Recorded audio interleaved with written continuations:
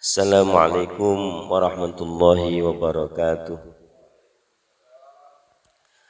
Alhamdulillah, alhamdulillahilladzi anzala al-Qur'ana tibyanan likulli syai' wa hudan wa busyra lil mu'minin.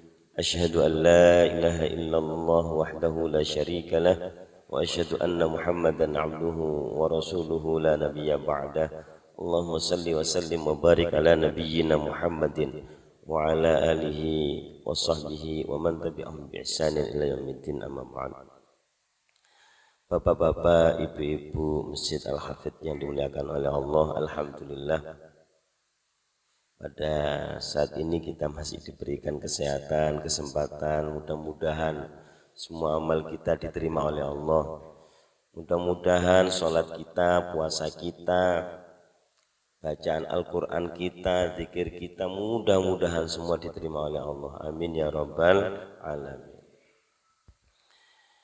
Bapak Ibu yang dimuliakan oleh Allah, Allah sampaikan di awal surat Al-Baqarah tentang Al-Quran, di mana Al-Quran itu benar, tidak ada keraguan di dalamnya. Allah sampaikan, a'udzubillahi minasyaitonirrajim, bismillahirrahmanirrahim, alif lam mim, zalikal kitabu la raiba fihi hudal lil muttaqin. Alif lam mim hanya Allah yang tahu artinya. Zalikal kitabu la raiba fi, Al-Quran itu tidak ada keraguan di dalamnya, hudal lil muttaqin, sebagai petunjuk kepada orang-orang yang bertakwa. Siapa orang yang bertakwa itu? Orang yang bertakwa itu adalah alladzina yu'minuna bil ghaibi wa yuqimunas salata wa mimma razaqnahum yunfiqun. Yakni yang pertama adalah orang yang beriman dengan yang gaib. Beriman yang gaib itu beriman sesuatu yang tidak tampak oleh mata. Orang muttaqin itu beriman dengan surga, neraka, kan tidak tampak oleh mata, tapi beriman, yakin. Kemudian wa yuqimunas shalah, beriman mendirikan salat. Bahasanya yuqimu, mendirikan ini berarti salat secara istiqomah terus menerus.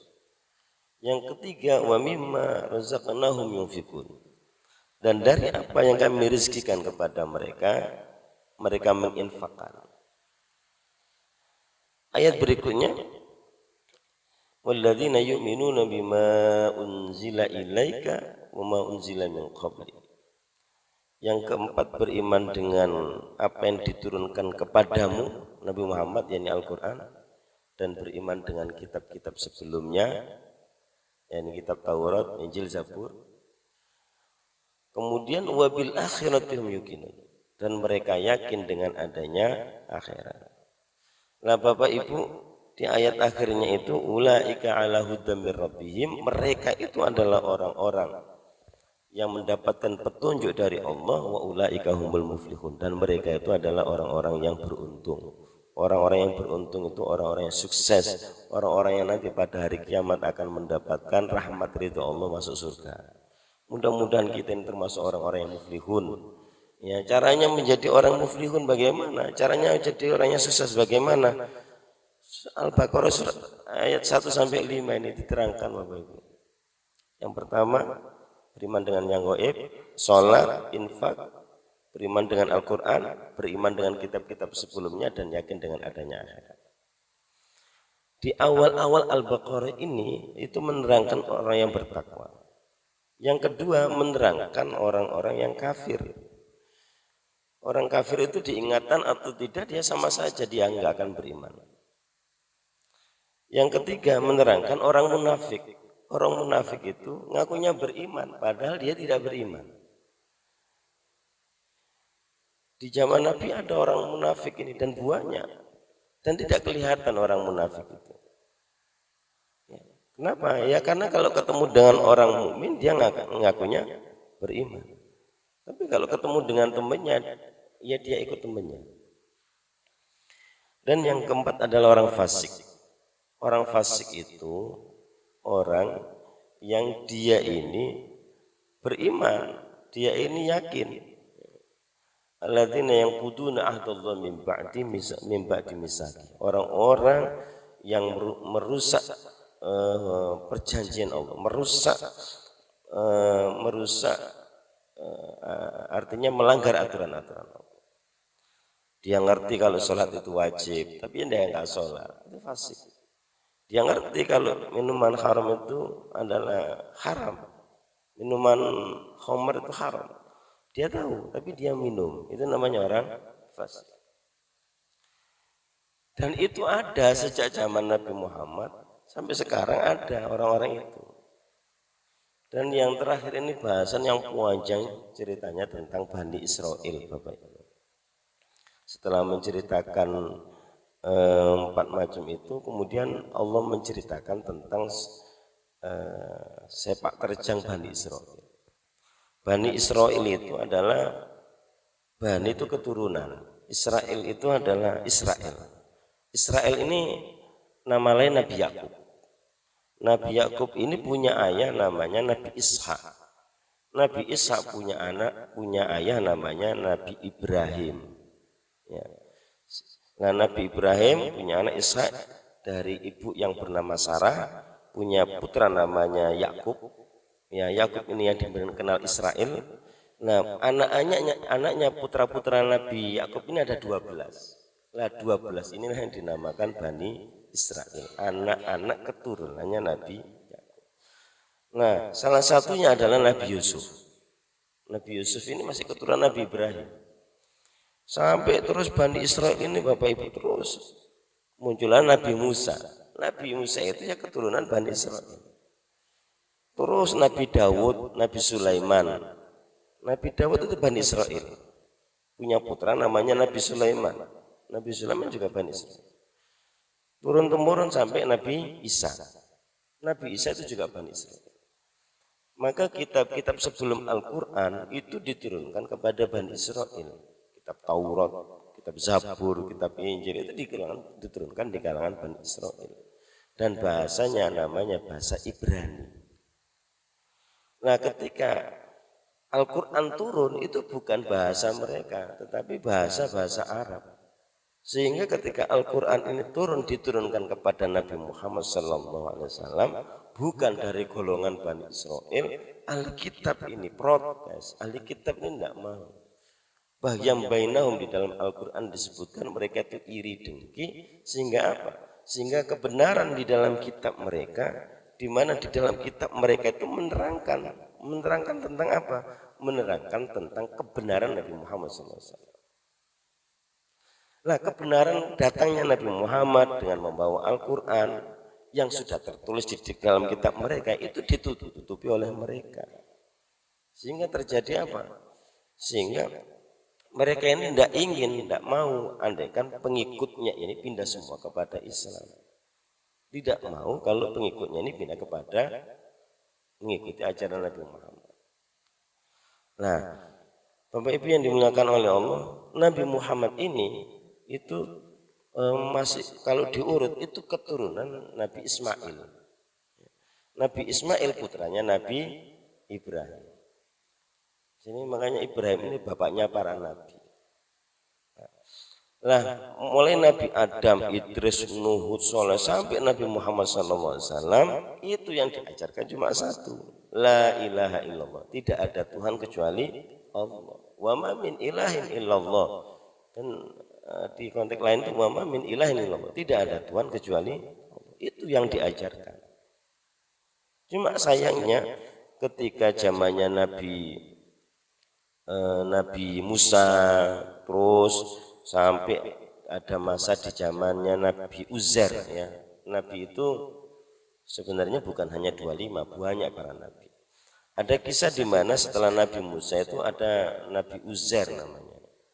Nabi Uzair ini suatu ketika melewati satu negeri, kemudian dilihatnya negeri itu hancur. Terus Nabi Uzair bilang, bagaimana Allah menghidupkan negeri ini ya caranya. Tidak lama kemudian Nabi Uzair ini dimatikan oleh Allah selama 100 tahun. Selama 100 tahun. Kalau Al-Kahfi, kalau Ashabul Kahfi itu 309 tahun. Tapi Uzair itu ada. Itu 100 tahun ditidurkan oleh Allah. Setelah ditidurkan oleh Allah 100 tahun, kemudian dibangunkan. Kemudian ditanya oleh malaikat, kamu labista, berapa lama kamu tinggal oleh Uzair di sini? Oh, saya tinggal labistu yauman au ba'da yaum. Oh, saya tinggal di sini cuma sehari atau sebagian hari, kata Nabi Uzair. Sampai akhirnya, kalau kamu ini labista mi'ata amin. Kamu di sini bukan sehari atau sebagian hari, kamu di sini 100 hari, bukan sehari atau sebagian hari, tapi kamu di sini adalah 100 tahun. Kalau nggak percaya, fandur ila himari. Kalau kamu nggak percaya, lihat makanan. Kalau sehari saja makanannya tidak berubah, tapi itu sudah rusak makanannya. Kalau nggak percaya lagi, lihat himarmu, keledaimu sudah menjadi tulang belulang. Itu menunjukkan bahwa Nabi Uzair di situ sudah 100 tahun. Sampai akhirnya Nabi Uzair pulang. Ketika pulang kaget, rumahnya sudah berbeda. Kenapa? Sudah berbeda 100 tahun. Kemudian Nabi Uzair tanya, rumahnya mana kok beda rumahnya ini? Sampai akhirnya dia temukan, ditanya oleh warga desa itu, mereka mengatakan, lu Uzair sudah tidak ada, sudah lama. Lu saya ini Uzair, katanya. Saya ini Uzair.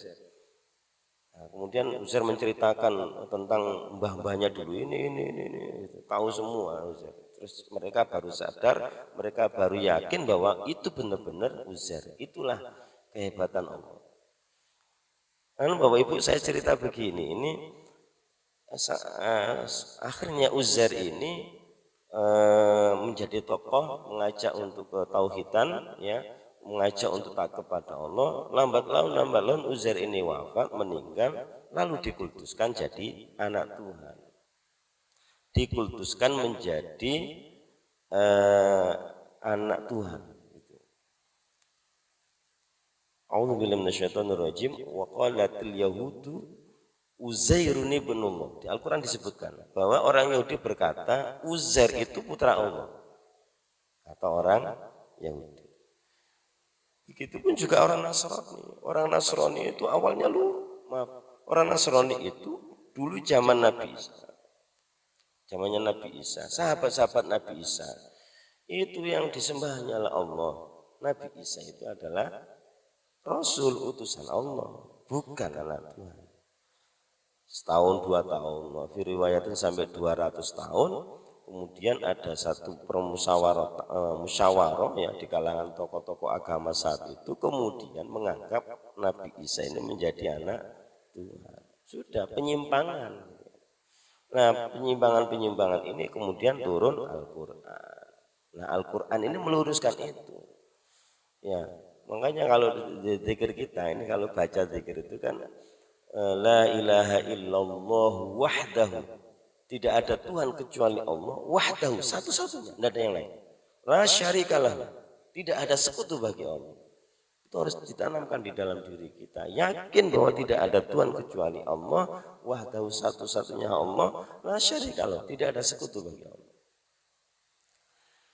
Bapak Ibu yang dimuliakan oleh Allah, nah dari kisah ini kita melihat, mengkaji satu sosok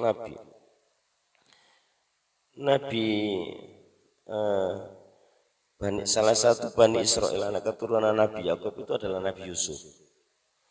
Nabi Yusuf ini kisahnya menarik, ya, di dalam Al-Quran urut, ceritanya itu urut sampai selesai itu urut. Kalau jenengan mengkaji ceritanya Nabi Musa, itu ada di juz 1, ada ceritanya Nabi Musa.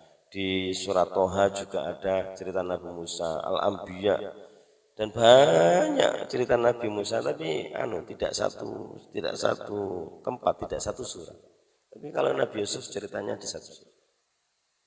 Saya sedikit mengkisahkan tentang Nabi Isa, ya, perjalanan Bani Israel. Nabi Yusuf, bukan Nabi Isa, Nabi Yusuf.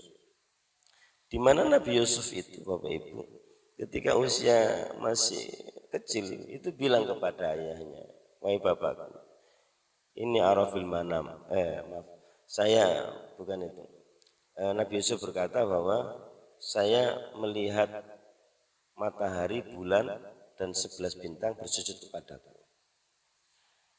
Kemudian ketika Nabi Yusuf ini cerita kepada ayahnya Nabi Yakub ini punya perasaan, inilah yang nanti meneruskan kenabiannya. Inilah Nabi Yusuf ini akan meneruskan perjuangannya. Sehingga muncullah Nabi Yakub ini memberi perhatian lebih daripada saudara-saudara yang lain. Perhatian Nabi Yakub kepada Nabi Yusuf ini lebih. Sampai akhirnya saudara-saudara yang lain menjadi iri. Bermusyawarah 10 saudaranya. Ya. Kenapa kok 10? Ya, yang satunya Bunyamin, masih saudaranya Nabi Yusuf. Yang 10 ini musyawarah. Musyawarah ingin menyingkirkan Nabi Yusuf. Dalam musyawarah ada yang punya usul dibunuh saja. Ada yang punya usul dibuang ke hutan aja. Ada yang usul dibuang ke sumur. Ya, dimasukkan ke dalam sumur. Musyawarah akhirnya sepakat Nabi Yusuf dibuang atau dimasukkan ke dalam sumur. Sudah sepakat, akhirnya mereka membuat skenario istilahnya, datang kepada ayahnya Nabi Yakub, ayahku, besok saya mau mengajak Nabi Yusuf, izinkan kami, nanti kami akan ajak di pinggir hutan. Nabi Yakub ini sebenarnya punya perasaan tidak enak, gitu ya. Tetapi si saudaranya meyakinkan, insya Allah lah nanti kami jaga Nabi Yusuf ini. Di sana insya Allah kami 10 ini akan menjaganya. Akhirnya diizinkan. Ketika Nabi Yusuf ini diajak oleh saudara-saudaranya, benar Nabi Yusuf kemudian dimasukkan ke sumur, pakaiannya Nabi Yusuf diambil, mereka mencari binatang buruan darahnya itu diambil, kemudian ditaruh di pakaiannya Nabi Yusuf. Ketika Nabi Yusuf itu dimasukkan ke dalam sumur, dalam ayat itu disampaikan Nabi Yusuf ini mendapat bisikan. Suatu ketika engkau Nabi Yusuf akan menceritakan tentang apa-apa yang kamu alami saat ini kepada saudara-saudara. Bapak Ibu yang dimuliakan oleh Allah, akhirnya saudara-saudaranya ini pulang. Ketika pulang kepada Nabi Yakub menceritakan tentang hal ihwal tentang Nabi Yusuf, bahwa Nabi Yusuf kata mereka dimakan oleh serigala. Apa komentar Nabi Yakub? Fasabrun jamil. Sabar itu adalah indah. Sabar itu baik, indah. Sudah, itu jawabannya. Nah, dari kisah ini jamaah yang dimuliakan oleh Allah, sampai akhirnya ya setahun, 2 tahun, 3 tahun, sampai akhirnya dari kisah itu ceritanya Nabi Yusuf kemudian ditemu oleh orang yang musafir.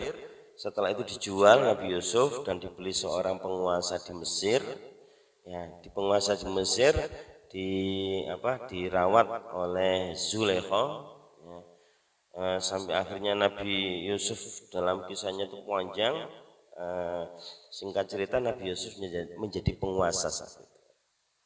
Ketika menjadi penguasa, saudara-saudaranya pada saat itu kan Nabi Yusuf pernah bilang kepada rajanya, wahai raja, kan rajanya itu mimpi ditafsirkan oleh Nabi Yusuf pada suatu ketika nanti ada masa paceklik selama 7 tahun. Ketika masa paceklik itulah Nabi Yusuf menjadi penguasa urusan bagian distribusi pangan. Saudara-saudaranya yang 10 ini datanglah kepada Nabi Yusuf. Mereka tidak kenal Nabi Yusuf, tapi Nabi Yusuf kenal mereka. Nah, ketika mereka minta makanan, Nabi Yusuf bilang ya nggak apa-apa, dikasih. Tapi mereka nggak sadar kalau itu Nabi Yusuf. Dikasih makanan. Terus dibilangi, ya besok lagi ke sini bawa saudaramu kurang 1 ini kayaknya. Besok yang 1 diajak ke sini. Kalau kamu datang ke sini nanti saya kasih lebih banyak lagi. Artinya mereka pulang. Ketika pulang yang dimaksud Nabi Yusuf itu ngajak Bunyamin. Nah, ketika pulang ngomong kepada ayahnya, ya ini kita dikasih banyak oleh penguasa Mesir. Besok tahun depan kita disuruh, besok kalau kita kehabisan makan lagi kita disuruh ke sana. Tapi syaratnya bawa satu, Bunyamin. Nabi Yakub ini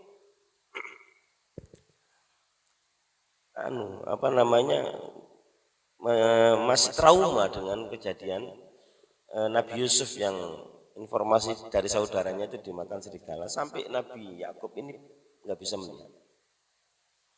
Akhirnya diizinkan. Ketika diizinkan, singkat cerita Nabi Yusuf ini kemudian memberitahukan, ditanya ya apa saudaranya, dan Nabi Yusuf mengaku bahwa dirinya adalah Nabi Yusuf.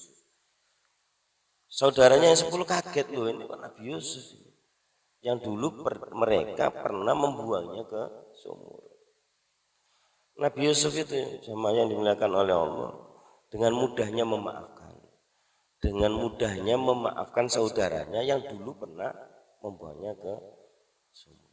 Lah, sifat Nabi Yusuf seperti inilah. Ini adalah kajian paling enggak itu patut untuk kita tiru.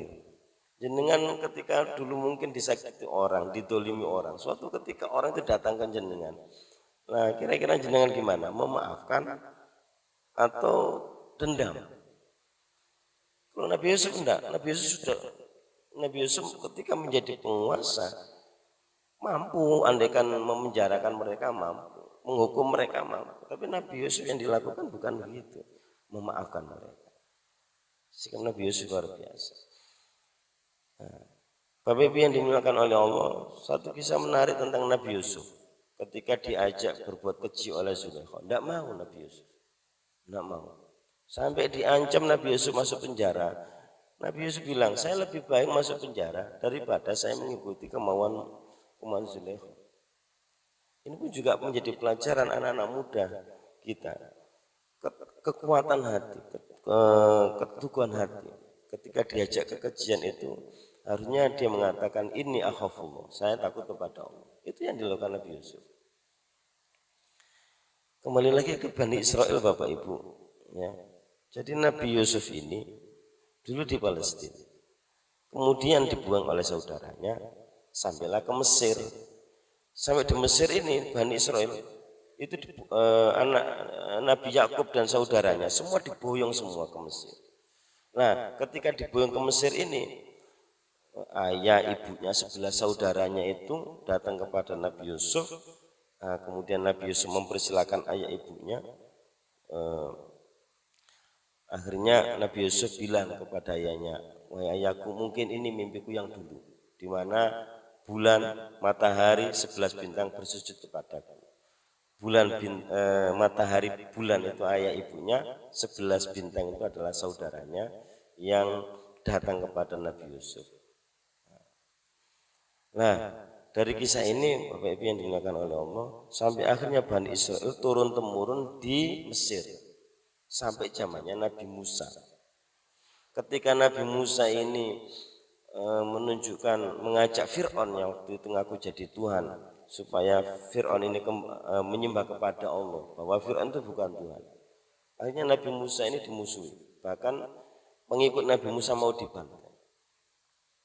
Nah, dari situ Nabi Musa mengajak kaumnya Bani Israel, karena karena diancam oleh Fir'aun, larilah Nabi Nabi Musa ini ya mau ke mana? Ke Baitul Maqdis atau ke Palestina. Nah, jadi Bani Israel itu awalnya di Palestina, kemudian di mana? Di Mesir, kembali lagi. Nah, sampai di Baitul Maqdis turunlah Nabi Isa. Nah, cerita kisah-kisah ini Bapak Ibu yang dimuliakan oleh Allah, diabadikan di dalam Al-Quran. Setiap kisah Nabi itu mesti ada hikmah yang Allah berikan kepada kita. Setiap kisah Nabi itu ada hikmah yang patut kita ambil. Contohnya Nabi Yusuf tadi, contohnya Nabi Ibrahim, di di mana Nabi Ibrahim ini bapaknya para nabi, begitu luar biasanya cintanya kepada Allah daripada harta yang dimilikinya. Cintanya kepada Allah lebih luar biasa daripada cinta dengan dunia. Bahkan diperintahkan untuk menyembelih anaknya saja Nabi Ibrahim siap. Gitu ya. Itu menunjukkan bahwa yang diharapkan oleh Nabi Ibrahim ini adalah hanya Allah satu-satunya. Maka dari itu Allah kisahkan 25 di dalam Al-Quran. Mari cari hikmahnya. Nabi Ayub, kalau ada orang yang kekurangan harta, orang diuji oleh Allah kekurangan harta dan diuji yang luar biasa, lihat Nabi Ayub.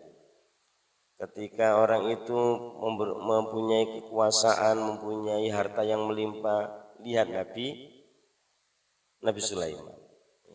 Dan banyak nabi-nabi yang kita kaji kemudian kita ambil hikmahnya. Bapak Ibu yang dimuliakan oleh Allah, demikian kajian pada pagi hari ini, mudah-mudahan bisa bermanfaat. Terus belajar Al-Quran, kaji kisah-kisah di dalam Al-Quran itu tidak hanya sekedar kisah, tapi kisah itu ambil hikmahnya untuk kita pelajari bareng-bareng, untuk dipraktekkan di dalam kehidupan kita. Demikian kita tutup dengan bacaan alhamdulillahirabbil alamin, subhanakallahumma wa bihamdika asyhadu an la ilaha illa anta astaghfiruka wa atubu ilaik. Assalamualaikum warahmatullahi wabarakatuh.